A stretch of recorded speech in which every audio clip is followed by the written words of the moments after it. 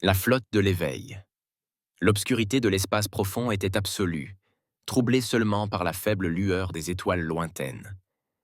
À l'intérieur de l'immense vaisseau de génération Phoenix, des lumières de diagnostic s'allumèrent pour la première fois depuis plus de 3 siècles. Le cryopode du capitaine Maya, Chen, siffla en s'ouvrant, un fin nuage de vapeur s'échappant dans l'air. Ses yeux s'ouvrirent brusquement, s'adaptant à la faible lumière bleue d'urgence qui baignait la pièce. « Rapport d'étape !» croissa-t-elle, la voix rauque après des siècles d'inactivité. L'IA du vaisseau réagit immédiatement, sa voix calme et posée malgré la gravité de la situation. « Bon retour, capitaine Chen. Nous sommes le 15 mars de 2023. L'initiative Phoenix a atteint la phase 3 de ses paramètres d'activation. État de la flotte. Opérationnel. Reprise de l'équipage. Début. » Maya se redressa lentement, ses muscles protestant après leur longue inertie. Autour d'elle, d'autres nacelles commençaient à s'activer, son état-major émergeant de son long sommeil. Elle savait exactement ce que signifiait l'activation de la phase 3. Le moment était venu. L'humanité rentrait chez elle. Il y a 300 ans, la Terre était tombée. L'hégémonie Satari, un collectif d'espèces extraterrestres agressives, avait systématiquement démantelé les défenses humaines, bombardé les grandes villes et revendiqué le système solaire. Les survivants, à peine 10 millions d'humains, avaient fui et construit des arches à la hâte, se dispersant à travers les étoiles dans une tentative désespérée de survie. Mais ils ne s'étaient pas contentés de fuir.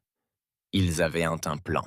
« Montrez-moi les scans actuels du système solaire », ordonna Maya en enfilant son uniforme, le tissu s'ajustant à sa silhouette comme s'il avait été confectionné quelques instants auparavant, plutôt que des siècles auparavant. Un écran holographique apparut devant elle, montrant la Terre, toujours bleue et verte, mais désormais entourée d'installations orbitales arborant l'architecture angulaire caractéristique des constructions Sateri. Un blocus de navires de guerre planait à des positions stratégiques dans tout le système. Ils étaient bien fortifiés, observa le commandant Raj Singh, son second, en la rejoignant à l'écran. 8 plateformes défensives rien que sur Terre, et ce qui semble être une flotte conséquente aux pointes L4 et L5. Maya hocha la tête d'un air sombre. Il se croit maître de notre foyer. Il est temps de les détromper. Elle se tourna vers les officiers rassemblés, désormais 15, et leur nombre ne cessait de croître à mesure que d'autres émergeaient de Cryo. L'initiative Phoenix entre aujourd'hui dans sa phase finale. Depuis 3 siècles, nos usines automatisées se construisent. Nos réseaux d'IA apprennent. Nos populations dispersées se préparent. Le vaisseau vibre légèrement en décélérant sous l'effet de sa vitesse vertigineuse. Il s'approche de la frontière extérieure du système solaire, encore dissimulée derrière la masse de Neptune. « Montrez-moi la flotte », ordonna Maya. L'hologramme se transforma, affichant la vaste armada qui les accompagnait. 500 vaisseaux de guerre, chacun construit dans des chantiers navals automatisés secrets, dissimulés dans les systèmes stellaires Rao voisins. Pendant des siècles, tandis que les vestiges de l'humanité semblaient survivre dans des colonies dispersées, l'initiative Phoenix préparait en silence la force de combat la plus redoutable que la galaxie ait jamais connue. La patrouille AS Satari a détecté notre approche, a rapporté le lieutenant Park depuis la station de détection. Il se déplace pour enquêter. Maya a esquissé un léger sourire. Parfait. Présentons-nous. Le phénix a émergé de l'ombre de Neptune, sa silhouette massive luisant dans la lumière lointaine du Soleil. Avec près de 15 km de long, il éclipsait même les plus grandes dreadnoughts Satari.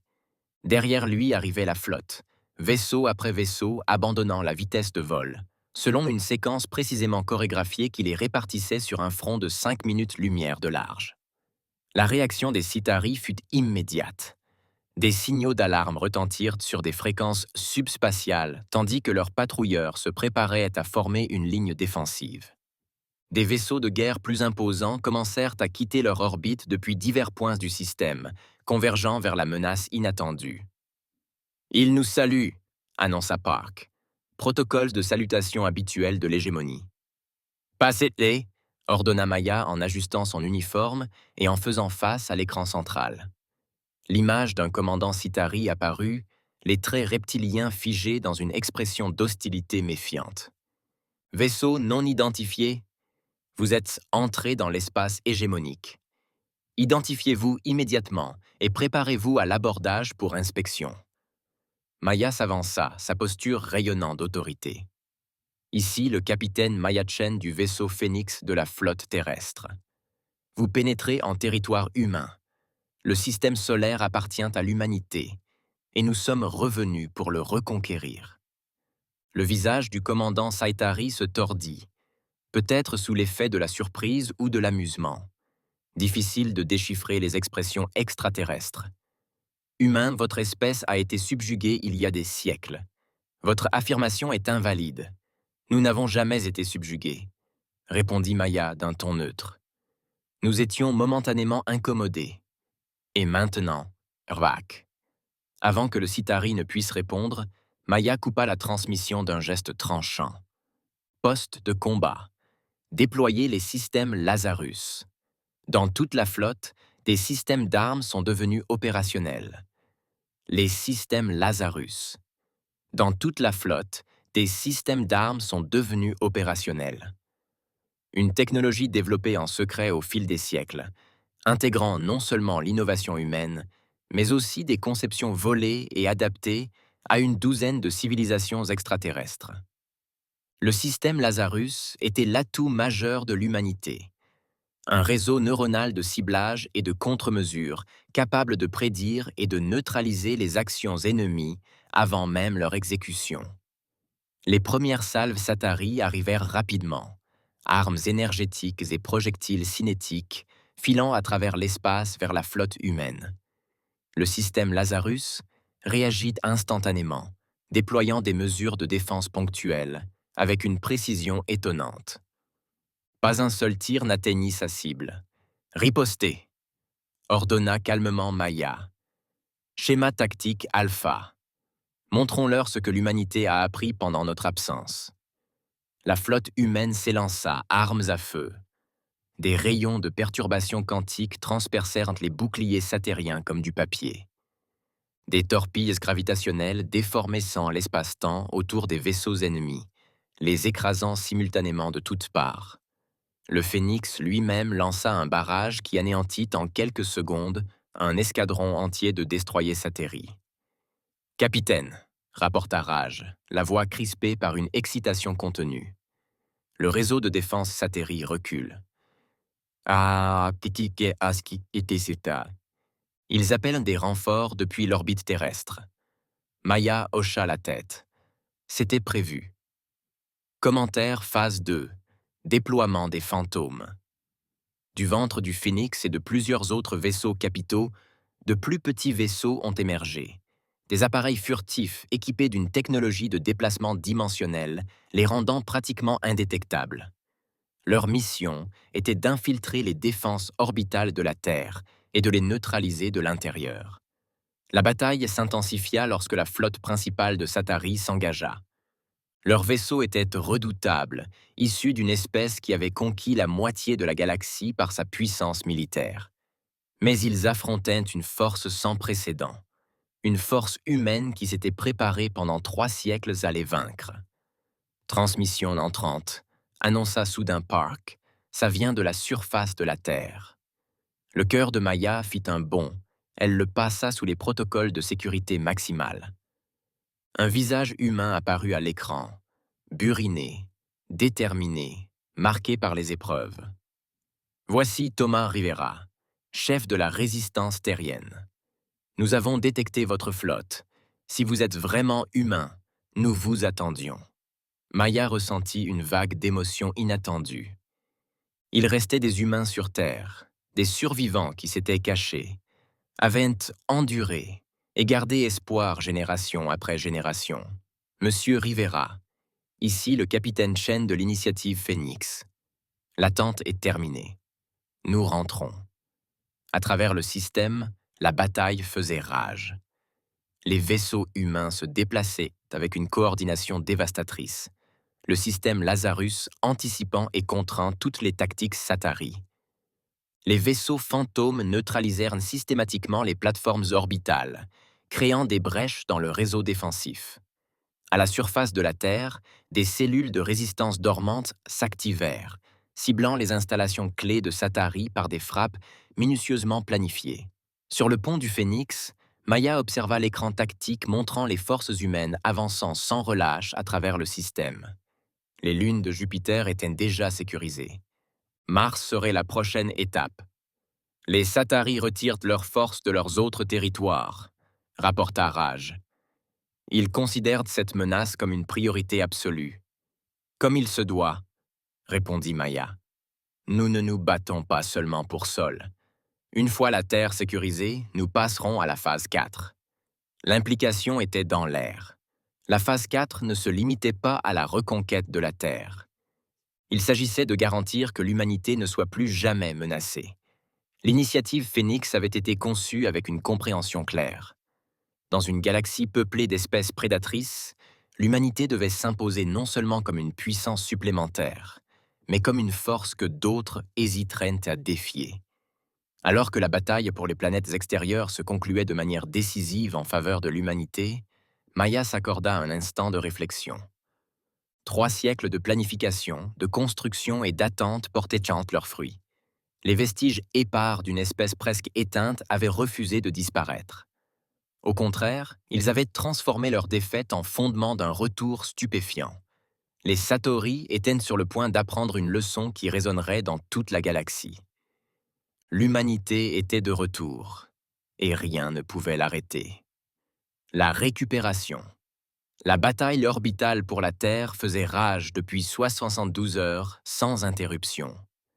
L'espace autour de la planète natale de l'humanité n'était plus qu'un champ de débris de vaisseaux Satari brisés et de plateformes de défense hors d'usage. Sur le pont du Phénix, Maya étudiait l'affichage tactique avec l'intensité concentrée qui était devenue sa marque de fabrique. « Où en sont les équipes fantômes » demanda-t-elle. Le commandant Singh consulta son flux de données. Tous les objectifs principaux étaient sécurisés. Ils ont désactivé les générateurs de boucliers planétaires et ont pris le contrôle du réseau de défense orbitale principal. Maya hocha la tête, satisfaite. Et la situation au sol? Ils ont désactivé les générateurs de boucliers planétaires et ont pris le contrôle du réseau de défense orbitale principal.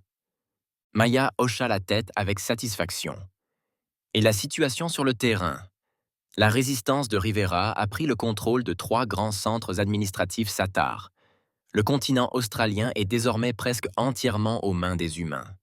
Des cellules de résistance se soulèvent en Eurasie et aux Amériques, mais se heurtent à une forte opposition. C'était la phase critique. La bataille spatiale s'était déroulée comme prévu. L'avance technologique de l'initiative Phénix s'était avérée décisive. Mais le combat terrestre était différent. Les Satari avaient eu des siècles pour s'implanter à la surface de la Terre, et ils étaient connus pour leur brutalité lorsqu'ils étaient acculés. Le superviseur Satari demande des conditions, annonça le lieutenant Park, la surprise perceptible dans sa voix. Maya haussa un sourcil.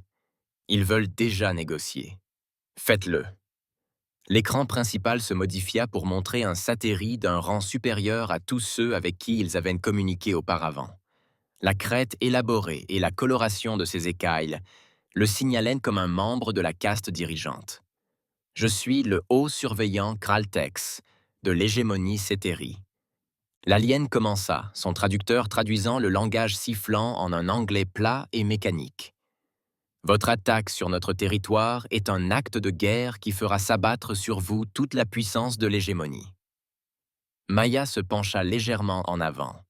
Votre occupation de notre monde natal est un acte de guerre permanent depuis 3 siècles, surveillant. Nous répondons simplement de la même manière. Les paupières intérieures du Satori vacillèrent, signe d'agitation. Les humains de la Terre sont désormais des sujets hégémoniques, protégés par nos lois. Vos bombardements les mettent en danger. Nous n'avons rien bombardé. répondit Maya froidement. Contrairement aux Cithari, nous n'infligeons pas de pertes civiles par choix tactique. Chaque frappe a visé avec précision les seules installations militaires. Le superviseur se raidit. Que voulez-vous? Le retrait inconditionnel de toutes les forces Satari du système solaire. La reconnaissance de la souveraineté de l'humanité sur ce système stellaire et toutes ses ressources. Des réparations pour 3 siècles d'occupation. Impossible, siffla le Satari. Je suis autorisé à vous proposer une colonie désignée ailleurs si vous vous retirez maintenant. Maya rit. Vous ne comprenez pas la situation.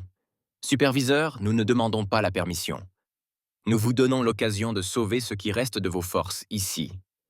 Elle fit un geste, et l'écran tactique devint visible pour les Cithari. Il montrait non seulement le système Sol, mais aussi les secteurs environnants, où de nouvelles flottes humaines émergeaient de leurs cachettes. Pendant que vous vous concentriez sur cette bataille, nous libérions systématiquement tous les habitats et colonies humaines dans un rayon de 50 années-lumière. Nous avons également pris contact avec 6 autres espèces auparavant soumises à l'hégémonie. Elles sont très intéressées par notre technologie Lazarus. Le surveillant perdit visiblement son sang-froid. C'est de la sédition. L'hégémonie ne le fera jamais. L'hégémonie a 24 heures pour commencer l'évacuation, interrompit Maya. Après cela, nous commencerons à démanteler vos forces, vaisseau par vaisseau. À vous de décider. Elle coupa la transmission et se tourna vers son état-major. Ils vont tenter une opération désespérée. Soyez prêts. Elle avait raison. En quelques heures, les forces Satori restantes lancèrent une contre-attaque coordonnée, concentrant toute leur puissance de feu sur le Phénix. Au même moment, les forces terrestres lançaient une campagne de terre brûlée, détruisant les infrastructures et ciblant les populations civiles. Ils essaient de nous rendre la situation trop coûteuse, observa Raj d'un air sombre tandis que les rapports de victimes commençaient à affluer. L'expression de Maya se durcit. Déployer les protocoles Nemesis. C'était l'éventualité qu'ils espéraient y éviter. L'aspect le plus sombre de l'initiative Phénix. Dans tout le système solaire, des plateformes d'armes dormantes s'activèrent soudainement, émergeant de leurs cachettes dans les champs d'astéroïdes et sous la surface des lunes. Ces systèmes autonomes ciblèrent les nœuds de commandement et de contrôle Cethari avec une précision terrifiante, utilisant des armes spécialisées conçues pour perturber leurs réseaux neuronaux. En quelques minutes, la chaîne de commandement Cethari s'effondra. Les vaisseaux ont perdu leur coordination, les forces terrestres se sont retrouvées coupées du contrôle central, et la panique s'est répandue dans leurs rangs. Nous avons détecté un Super Dreadnought Satari en transition dans le système, a annoncé Park en urgence. Il s'agit du Poing de l'hégémonie, leur vaisseau amiral. Maya plissa les yeux, et le conseil de l'hégémonie lui-même décida d'intervenir. Bien, nous pouvons en finir plus vite. Le Super Dreadnought Satari était massif, facilement 2 fois plus grand que le Phoenix, et équipé de systèmes d'armes sans précédent. Il prit position près de la Lune et déploya immédiatement un écran défensif. « Ils nous appellent à la reddition », dit Park. Ils prétendaient avoir une arme destructrice de planètes pointée sur la Terre. Le silence retomba sur le pont. C'était le scénario qu'ils redoutaient le plus. Les Sataris décidaient de détruire ce qu'ils ne pouvaient se contenir.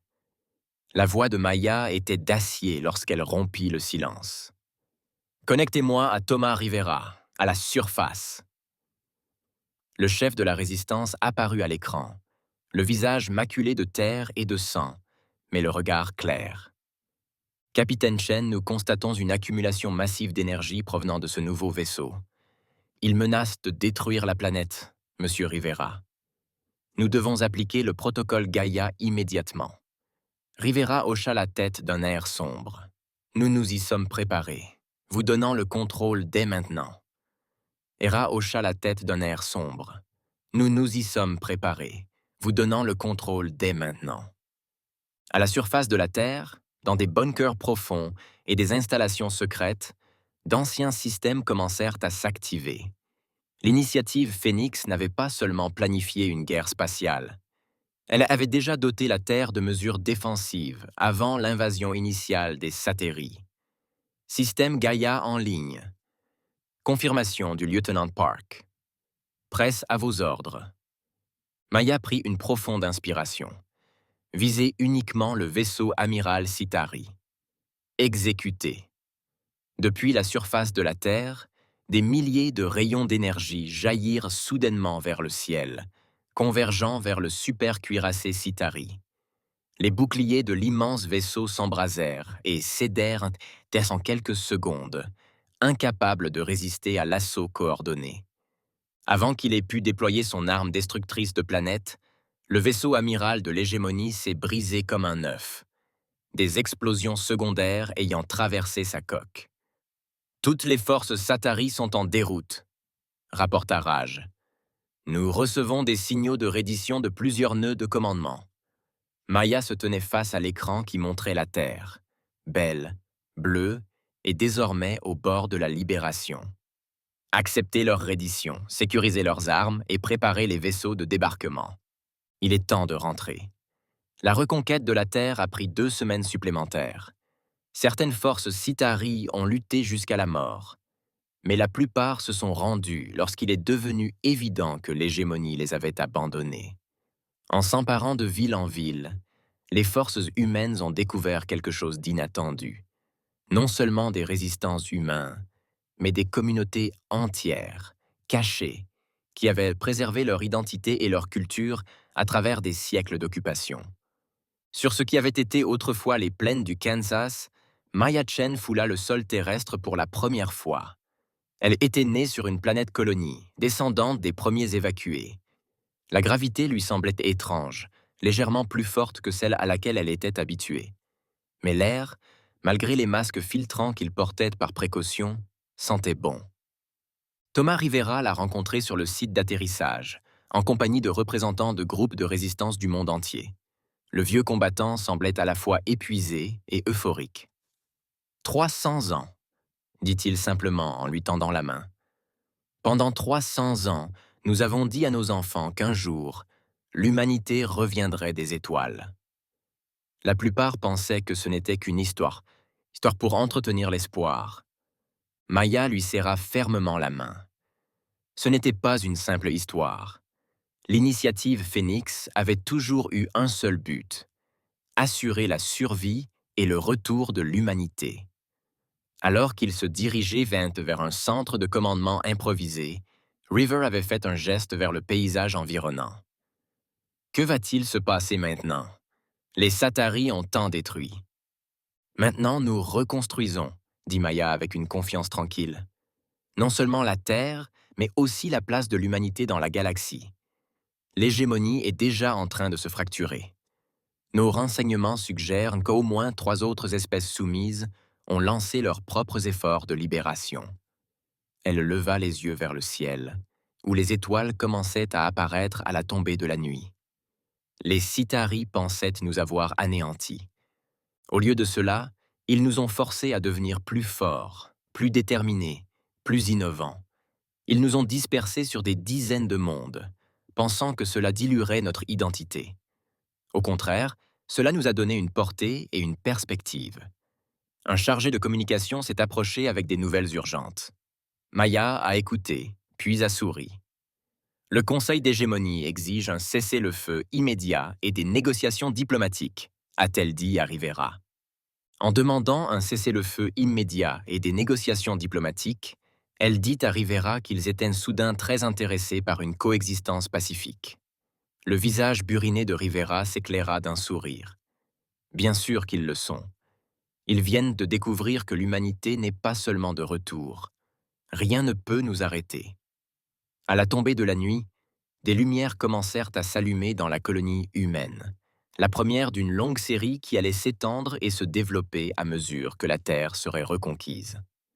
Au-dessus d'eux, les étoiles brillaient sur une planète dont les habitants légitimes étaient revenus, non seulement pour reconstruire ce qui avait été perdu, mais pour forger quelque chose de plus grand. L'humanité était chez elle, et la galaxie ne serait plus jamais la même.